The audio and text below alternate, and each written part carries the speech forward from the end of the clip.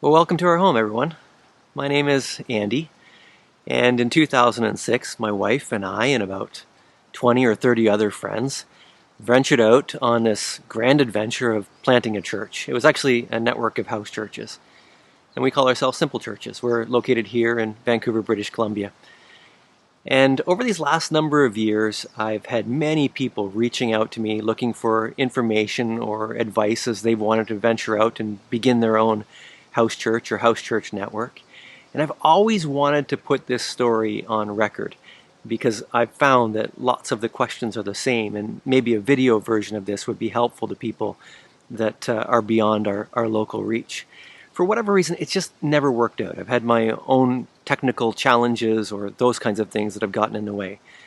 But then COVID-19 hits, which is where we are right now, hence the long beard and the shaggy hair.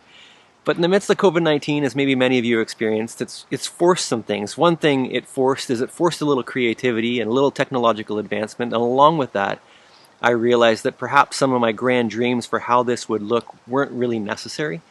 That what people really needed was just to hear the story and some how-tos and those kinds of things.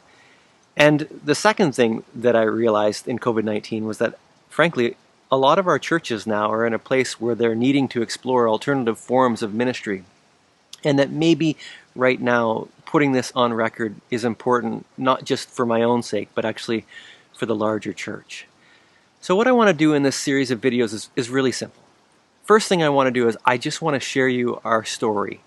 Because I think in the telling of the story, important things are learned about what it means to be a church and a network of house churches like this.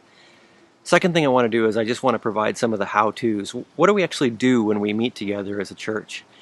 And the third thing I want to do is respond to some of those frequently asked questions. As I say, I've shared this story many times. The questions tend to be the same, and maybe you've got questions in your mind right now. I think through the frequently asked questions, we'll touch on a number of the things that are in your own heart and in your own mind. Now, before we get into this, one little caveat. It's going to be largely my face. I might draw my wife in on some of these things, but she's busy doing other things. It will be largely my face. But I want you to recall the whole time you're listening to this story that I am just one part of a much larger whole. That there really is many, many, many people that have joined with us and have given their time and their energy toward this. And so I want you to think about all of those people that sit behind this. As you'll see, one of our values is that we would be the priesthood of all believers, and indeed we are. And the second thing I want you to remember as a caveat is, of course, the church is really ultimately always and only about Jesus to the glory of the Father through the work of the Holy Spirit. So remember in this that it really is through Him and by Him that any of this has happened. So I trust that this is helpful to you, and bless you as you listen in.